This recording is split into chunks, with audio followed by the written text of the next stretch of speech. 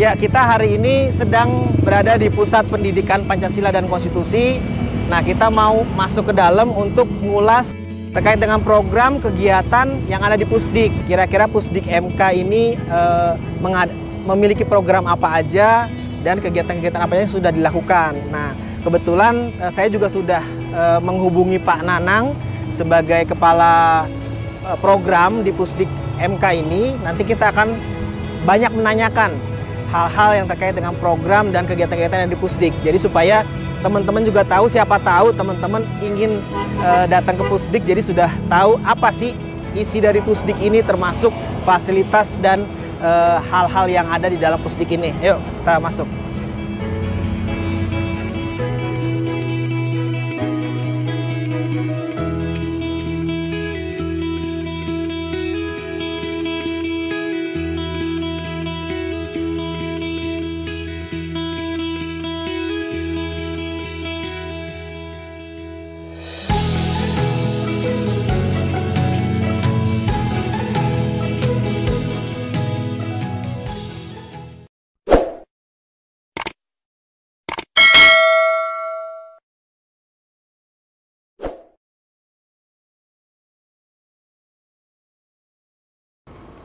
Jadi Pusat Pendidikan Pancasila dan Konstitusi ini itu sebetulnya diawali pemikiran bahwa pada saat pertemuan antara pimpinan lembaga negara di tahun 2011 kurang lebih, itu kumpul para pimpinan lembaga tinggi negara yang kesimpulannya adalah bahwa Pancasila itu perlu diperkuat kembali dalam konteks bahwa pemahaman bahwa warga negara membutuhkan sebuah ideologi yang dianggapnya pada masa era setelah reformasi itu turun, sehingga peningkatan pemahaman mengenai Pancasila perlu ditingkatkan. Dan kemudian pada tahun 2012 Pusat Pendidikan Pancasila dan Konstitusi ini gedungnya dibangun, dan pada tanggal 26 Februari diresmikanlah oleh Presiden SBY waktu itu dan Ketua Prof. Mahfud MD pada saat itu, sehingga dinamakannya lah Pusat Pendidikan Pancasila dan Konstitusi. Sebetulnya bukan dalam konteks lari dari offset dari kewenangan Mahkamah Konstitusi, namun memang Pancasila bagaimanapun juga sebagai sebuah genom yang menjadi batu uji di Mahkamah Konstitusi. Jadi Pancasila menjadi bagian dari genom, bagian dari konstitusi yang merupakan batu uji dalam menangani perkara di Mahkamah Konstitusi.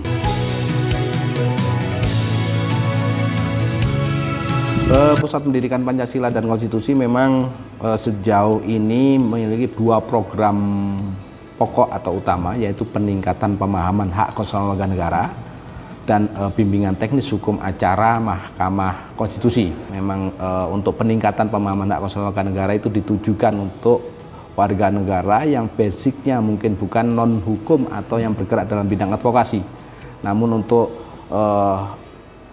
warga negara yang bergerak di bidang advokasi atau seperti lawyer atau yang ataupun ya penggerak hukum, itu kita kemas kegiatannya dalam bentuk bimbingan teknis hukum acara di Mahkamah Konstitusi. Jadi salah satu misinya Mahkamah Konstitusi, sebagaimana visi dan misi Mahkamah Konstitusi adalah meningkatkan kesadaran konstitusi warga negara dan penyelenggara negara. Berdasarkan visi itulah makanya kegiatan peningkatan pemahaman hak asasi warga negara bagi seluruh warga negara itu menjadi salah satu program di Pusat Pendidikan Pancasila dan Konstitusi. Untuk bimbingan teknis hukum acara Mahkamah Konstitusi sebetulnya secara prinsip harusnya itu adalah seluruh kewenangan Mahkamah Konstitusi. Namun saat ini kami baru menyelenggarakan bimbingan teknis untuk hukum acara yang sudah ditangani oleh Mahkamah Konstitusi kewenangannya, yaitu untuk bimbingan teknis hukum acara pengujian undang-undang, bimbingan teknis hukum acara sengketa kewenangan lembaga negara, dan hukum acara perselisihan hasil pemilihan umum dan juga perselisihan hasil pemilihan kepala daerah. Pusat Pendidikan Pancasila dan Konstitusi ini untuk eksternal utamanya. Kalau kebetulan ada internal itu hanya ya kebutuhan yang tidak terprogram sebetulnya untuk internal, tapi lebih banyak untuk eksternal.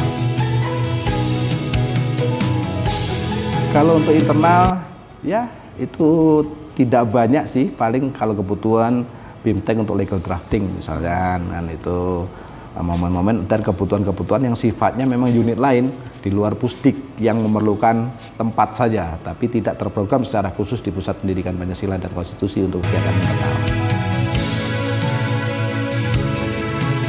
Jadi kalau kegiatan di Pusat Pendidikan Pancasila dan Konstitusi semuanya free. Bahkan kalau memang anggaran masih ada, kami menanggung seluruh biaya, baik biaya transportasi dari tempat kedudukan peserta sampai Pusat Pendidikan Pancasila dan Konstitusi.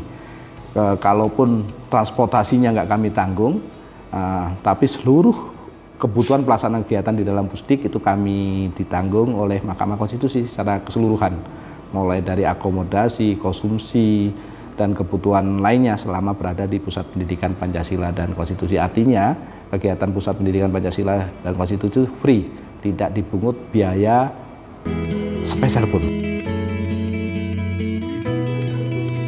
Sejauh ini memang karena memang kita belum banyak ya,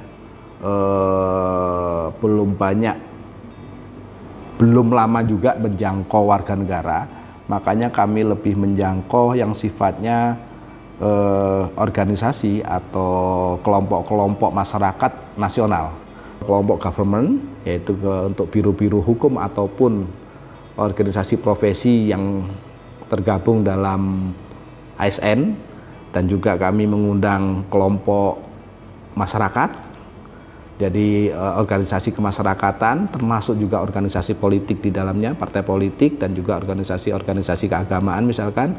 Kami juga mengundang media massa, kami juga mengundang kelompok bisnis, jadi mulai organisasi bisnis misalkan pengusaha, dan juga organisasi di bawah pengusaha misalkan organisasi buruh dan lain-lain. Itu kami susun berdasarkan namanya Pentahil.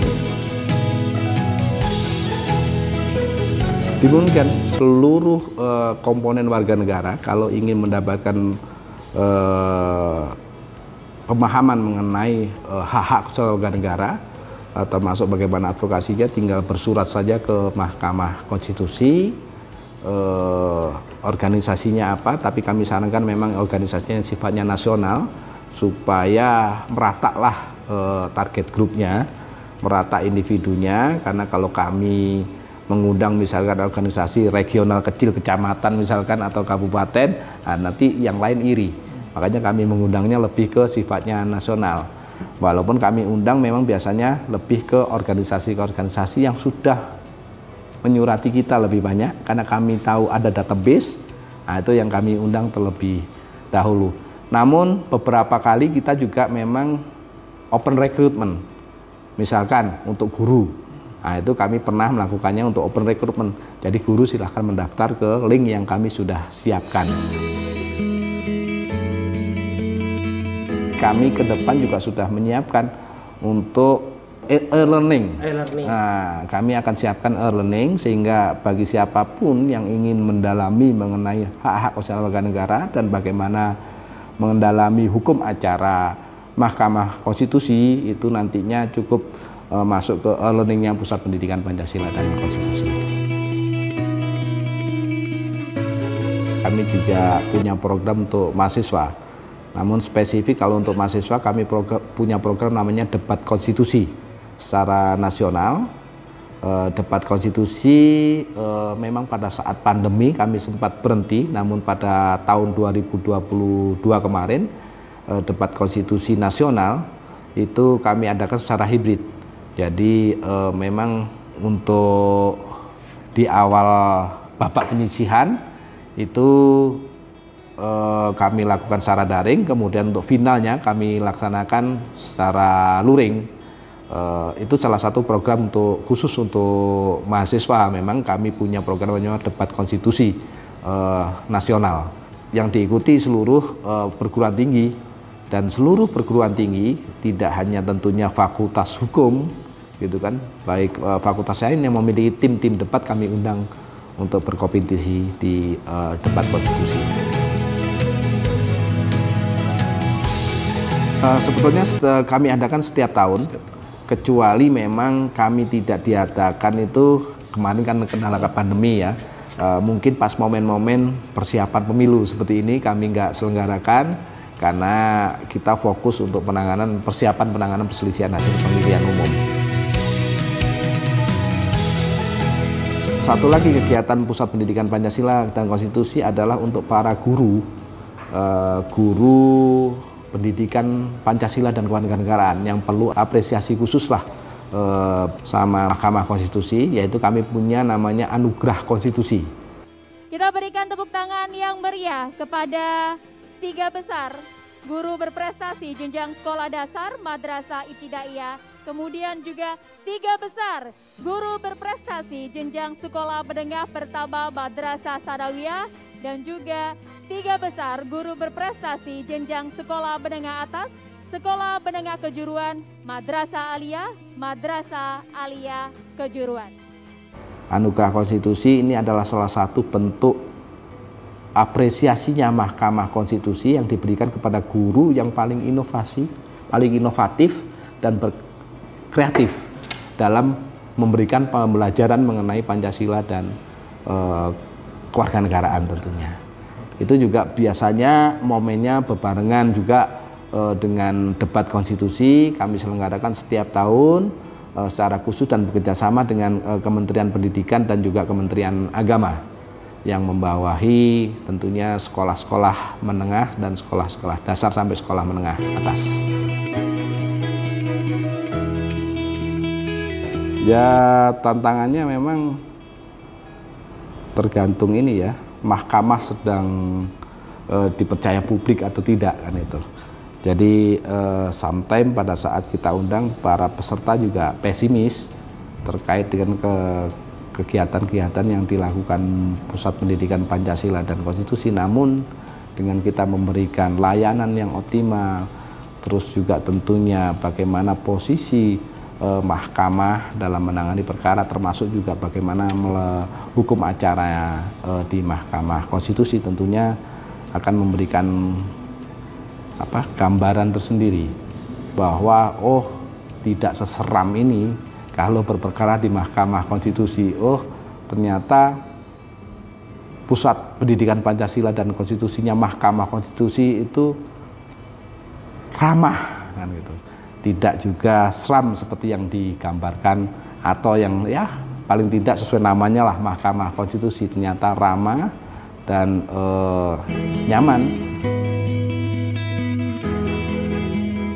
Ya, dalam 1 tahun ini 2023 peran Pusdik dalam persiapan penanganan untuk mensukseskan pemilu, yaitu mempersiapkan bimbingan teknis hukum acara perselisihan hasil pemilihan umum. Kami telah melaksanakan untuk BIMTEK perselisihan hasil pemilihan umum tahun 2024 itu untuk seluruh partai politik, yaitu 18 partai politik nasional, 6 partai politik lokal Aceh, dan kemudian kami selenggarakan juga untuk penyelenggara pemilu, dalam hal ini KPU dan juga Bawaslu. Kemudian juga kami selenggarakan untuk para advokat yang tergabung dalam berbagai seluruh organisasi advokat. Untuk 2024 itu untuk BIMTEK perselisihan hasil pemilihan umum kepala daerah. Jadi itu kurang lebih hanya kita punya 3 bulan, itu tentunya stakeholder pemilihan kepala daerah yang kami utamakan, dalam hal ini mungkin partai politik, kemudian penyelenggara pemilu KPU dan Bawaslu, dan juga tentunya para advokat. Itu kami siapkan dengan waktu sempit untuk tahun 2024. Tahun 2025 kami sudah siapkan memang target kurang lebih dalam 1 tahun itu full kami targetkan untuk kegiatan peningkatan pemahaman hak kewarganegaraan dan juga BIMTEK hukum acara pengujian undang-undang dan juga BIMTEK hukum acara sengketa kewenangan lembaga negara. yang tentunya seluruh komponen warga negara akan kami undang ke sini, termasuk juga para advokat secara spesifik untuk BIMTEK mengenai hukum acara, pengujian undang-undang dan sengketa kewenangan lembaga